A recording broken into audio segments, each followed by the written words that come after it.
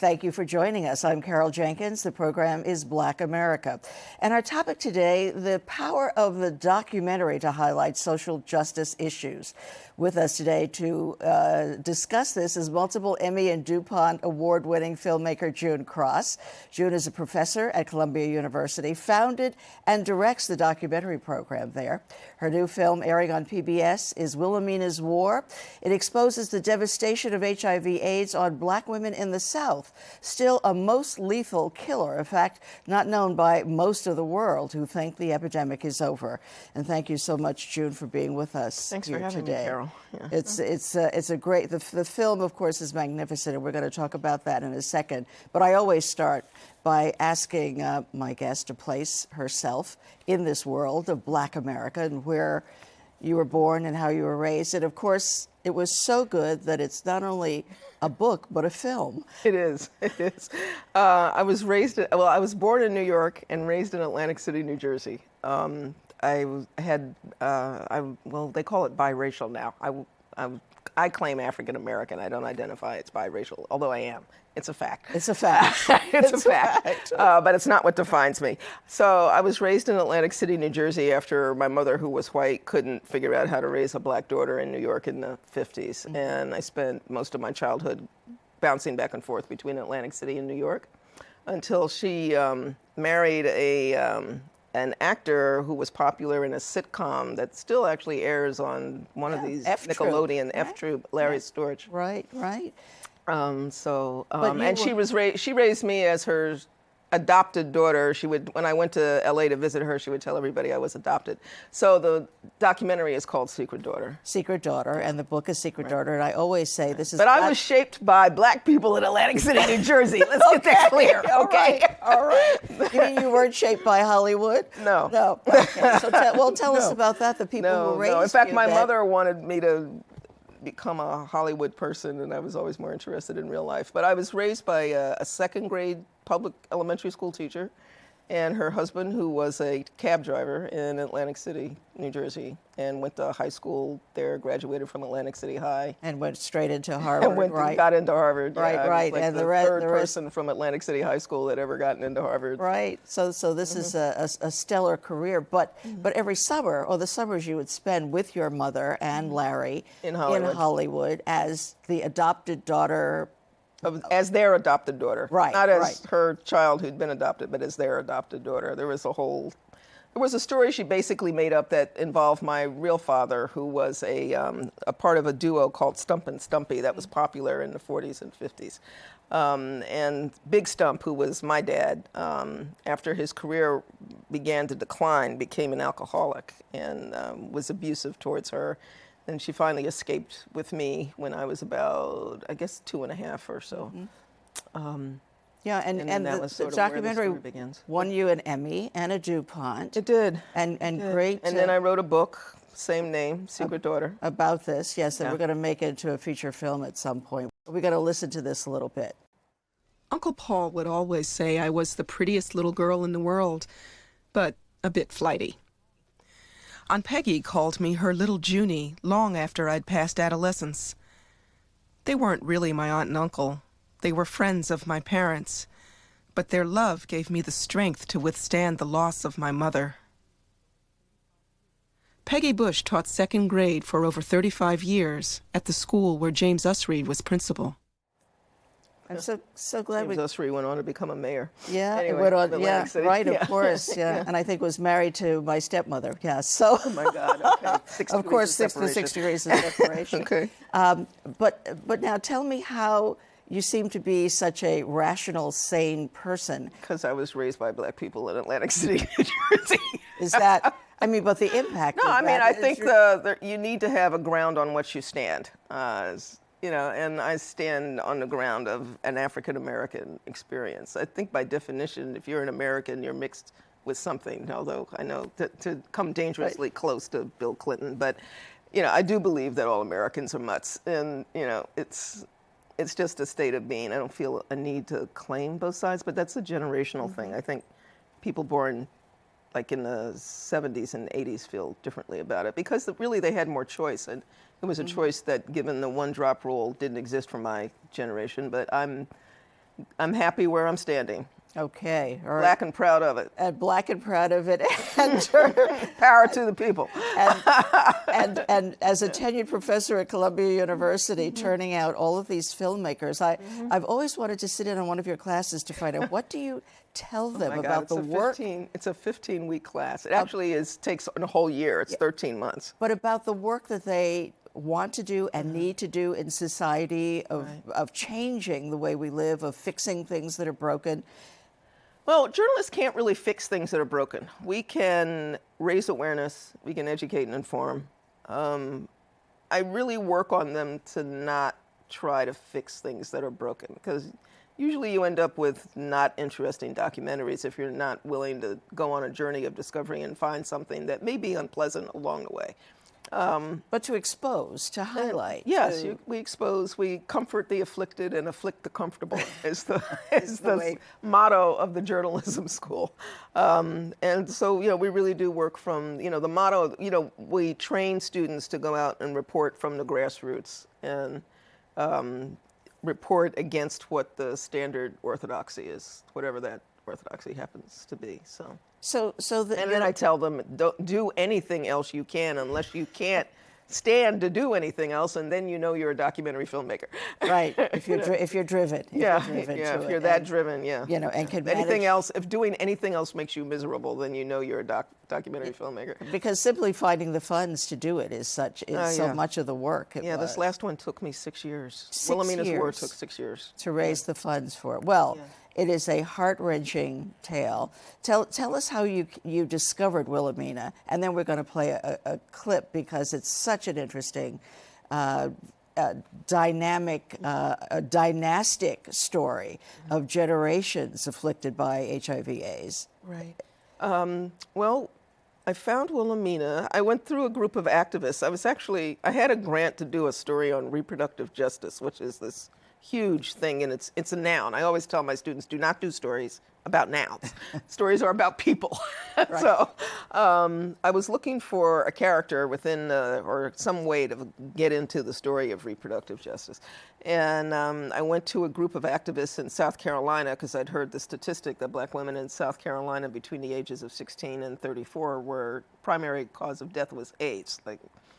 Not domestic abuse, not obesity, not diabetes, AIDS. I'm just like, wow, this is 2009 and women are still dying at these rates. So I was sitting in their office and I picked up a magazine, and there was an article written by Wilhelmina's granddaughter about what it was like to have been born HIV positive and living in a town of 1,800 people. Wow. Small town. Small town. Tough.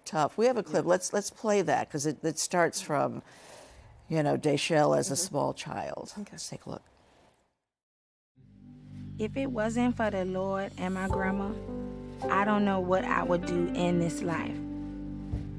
I know I can make it if Magic Johnson did. Me and my grandma went to see him in North Carolina. He said we could make it if we take our medicines like he did. My name is Dayshell Dix. All right. You gonna get my invitation? I like talking on the phone and going on MySpace.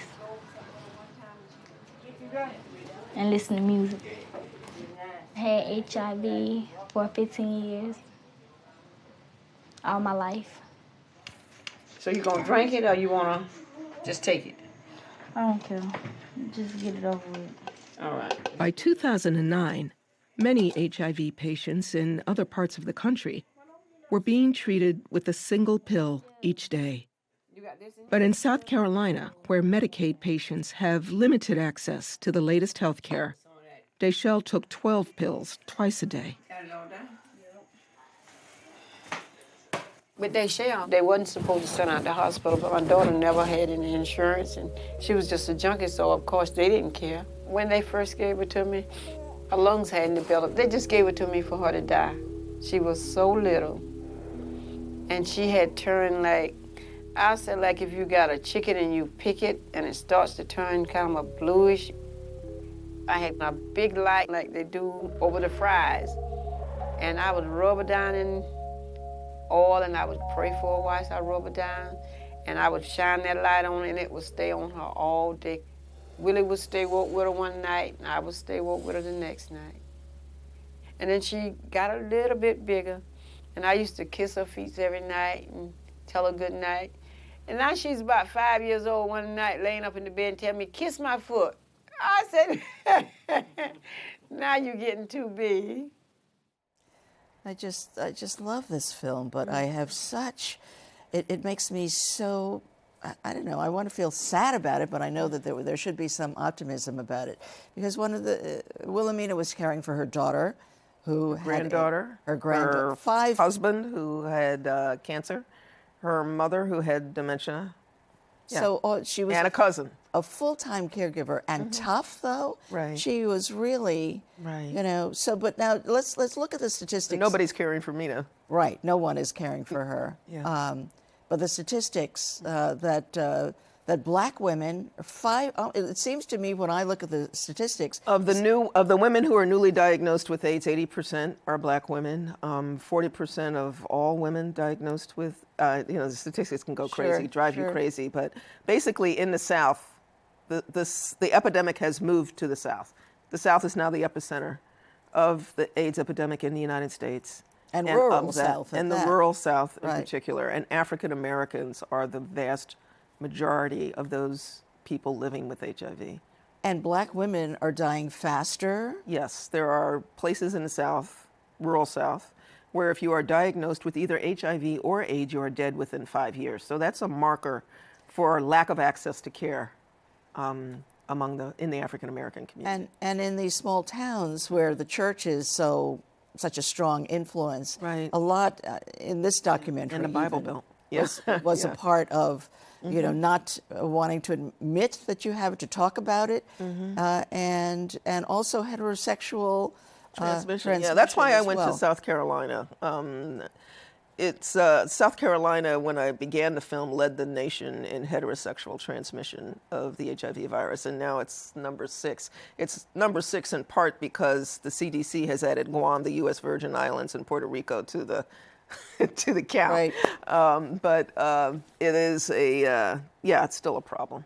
So it's now diminished some, but where black women are still the majority. The majority. Even in New York State, I will add. Really, it's not just true in the South, but black women and black men are the majority of the new cases all over the United States. So it's really a marker for inequality. It's has nothing to do with behavior, nothing to do with behavior, but I mean, everybody has sex. I mean, we wouldn't be here if somebody hadn't had sex, right? So it's not about having sex, it's about, do you have a job that covers you with insurance? Do you have the money to pay for the Obamacare? Can you get to the doctor? Can you stay on the medication? Can you work with your doctor, or will your doctor listen to you as you're trying to explain that these medications aren't working for you?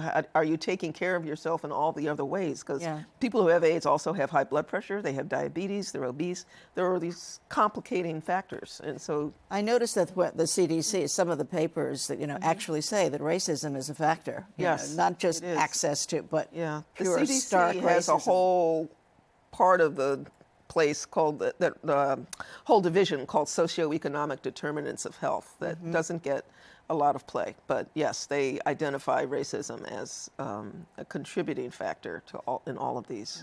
Now, I know that Dayshell went through various stages of wanting to talk about it and not wanting, because she had been bullied in school, and so she was homeschooled for a while. And then, they want her, there's sort of when you're raising money for these things, they want the activists that go out and, take on the system. And the Aaron Brockovich story, to go out and take on the system and win, right? Right. And so, I was sort of encouraging her to do that, and she did, but then she was like viciously, there was a huge backlash. She got back home and, people were like, who do you think you are going out there? You think you find all with AIDS, so she was really bullied and terribly hurt by this. And so since the film came out, she's now been getting reaffirmed. And she actually just texted me last night that she's decided she wants to write a book. All right. Great. That's very good. Watching her grow up, because the film took place over a course of 5 or 6 years. 5 years, yeah. So that you see her developing. But now you all were just on a red carpet. You went to a film at the festival? Pan-African Film Festival in Los Angeles. Yeah, it was Wilhemina, great. Dayshell. And Dayshell and Harry, Dayshell's stepfather, who's also HIV positive, who was Doesn't matter. Right. what Yes. that- Yes. Too complicated Anyway, so to get into. But yeah, we were on the red carpet. Deschal's favorite singer is the R&B singer Monica, who has a new album out now called Code Red. So Monica came. Oh, great. And met with Deschal, and it was like, oh my God, tears everywhere. It was like, it was crazy, you know. Yeah. So yeah, it was a wonderful experience. It was it was their second time ever on an airplane. The first time had been from Columbia to D.C., so this was also the first transcontinental trip for them. It was a big deal. so with this film, you're going to raise huge awareness of. I hope so. You're going to change some things, and I want to get back hope to. so. Now you worked at CBS, the McNeil-Lehrer Report. You did 8 documentaries for Frontline. Won awards. So tell us what you think of when you see this Oscars So White hashtag and 2 years of no actors nominated, and what it's like for a Black woman filmmaker to raise funds. But you said it took you 5 years. You know, you can raise raise the money money if you're doing the stereotypes that Hollywood wants to see. And if you're not, it's very difficult. So gangsters make money for Hollywood. You know, they want something they can sell overseas. So it's just difficult, but there's more of us coming up. You know, Julie Dash broke the ceiling for us with Daughters of the Dust, you know, and now we have, you know, a number of Black women filmmakers who are coming up in fiction and well, I understand fiction. that a code has been developed for Ava DuVernay's test if she's going to make a film. You know, the Black people have to be the central characters. Right. They have to talk to each other. Right, and not about white people. And not about white people, you know. So that's the DuVernay test. And it's a great test. Yeah, you know, yeah. That's a great test. You know, I mean, in Willamina's case, I just, you know, she's the expert in her own life. So I let her be the expert. And, you know, people think that because someone is less educated or doesn't have a job or, you know, poor, you know, all these things, that they don't know anything. And Wilhelmina's really, really smart. She's dyslexic, and so she never learned how to read because there were no programs for somebody to learn how to read who's dyslexic in the 50s in the rural South. But she's whip smart. You know, she understands, you know, I've taken her to conferences about HIV, and she'll be sitting there and she doesn't understand the terms, but then when I explain what they mean, she's like, oh yeah, I know, you know. I know. I want you to know that after I saw the whole film, I wanted Willamina to take care of me. Right. I said, do you think she can add a sixth person to care for them? I know, I'm sure she'd be happy to come up. She does a very good job. Now you did your film just before this was about Katrina, the old man in the storm. Old Man in the Storm, a family. I've sort of become the family person. I don't know. Even before I did Secret Daughter, actually, I was beginning to do family. So it must be some, you know, examine a story through the vehicle of a family's experience of that issue. So right. But yet you say you're not trying to change or fix the world. No, but I think bringing awareness helps. I'm not trying to fix. I can't fix it. I'm not a policy person. I don't want to be a politician. I would never be a politician, you know. But I can bring awareness, and people can take whatever action they deem is right for them. It's like with Willamina's War, what I've said is, you know, you can form an alliance between, if you're not doing anything with HIV/AIDS in the Black community, get involved. Form an alliance between North and South. If you're in the South, register to vote. Press your lawmaker for Medicaid expansion, because none of these states have adopted ACA. You know, there's things you can do, you know. And I asked Wilhelmina, what did she think people should do? And she was like, well, I need my roof fixed right now, because she's a home health aide and she cares for people in her home, but she can't get her certification because she has a leak in her roof. So there's so many different levels. There's plenty for people to do. I don't feel it's my place as a journalist to tell people what to do. There are an array of things they can do. And I want to let them know what those are. So we have a website, and, you know, watch the film, and there'll be various. And if they go to PBS, they can find all of that information. What's next for you? What are you? Last I heard you were going to Pakistan or someplace. Yeah, I was going to go. Yeah, I did do some research in Pakistan, and, you know, it's raising the money, you know, and if you're not a white guy who is doing a story on the Taliban, and you're talking about going to Pakistan, doing a story on education. Pakistan is actually, as a country, poorer than Haiti. and has an illiteracy rate of upwards to 80%, which is never talked about in the United States. And if we don't think that there's a relationship between this war on terror and those statistics, then we're And is that the story? Is that the story you're researching? That's the story over there? that I was researching. But you know, I took a job for commission just because I need to replenish the bank account after spending so much of my money on Wilhelmina's war. So yeah.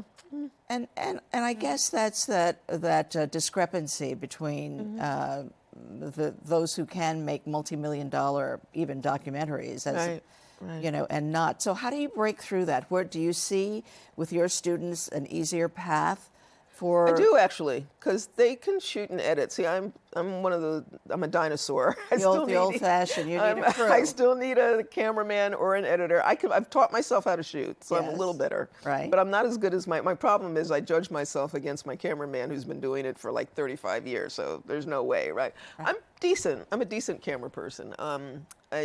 I can't do the editing. It's too much hard thinking about technical things. But yeah, so you see. But my students, yes, we train them to shoot and edit and research the story, and so they developed a workflow that includes all of that multitasking from the beginning. And they're at the beginning. And there's such a variety of places now that they can. We have Narratively, we have Quartz, we have Vox, we have Vocative, we have BuzzFeed. You know, there are all these new platforms that are all looking for video. So I'm actually really confident about there. And for any student that's going in the documentary, there's so many places that there are now for them to practice their craft. It's just a question of practicing the craft. Right. And it's getting better and better because these cameras are so easy now to use. It's not like those big, like 35-pound cameras that they used to have when you and I were in Well, the and of news course business. we have some things that have been shot on the iPhones or whatever, right? Exactly, And there's so a whole film, Tangerine, shot on an iPhone. So it's possible, but after all of this, and we're looking at you as a fantastic director, and we're looking at the feature films. We have Ava DuVernay, who did Selma. Only 4 women have been nominated in the entire history of filmmaking. Well, who's doing the nominating? Well, right? So let's look there. So, yes. The majority of the Academy is, old white guys. Yeah, and they're nominating their friends who are old white guys. Right. And so change is hard. And I think, we have there's a black woman now who's the president of the Academy of Motion Picture Arts and Sciences, and actually also her sister is the executive director.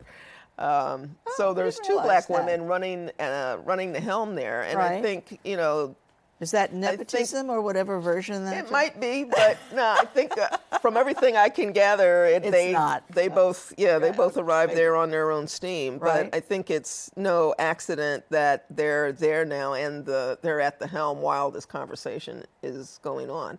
And they've made they're going to change some of the ways that people are now admitted to the Academy. They just announced that a couple of months ago. So we'll see what happens. I don't know. Yeah, change doesn't happen overnight. What is that line from the Martin Luther King speech?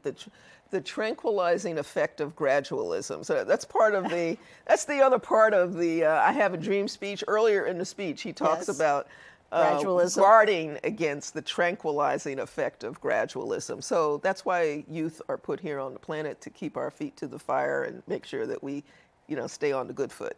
Right. Are there directors that now I know that Women Make Movies is distributing. It's going to distribute. Distribution is such a key. It is. So it'll air on PBS, and then Women Make Movies is going to distribute the film thereafter.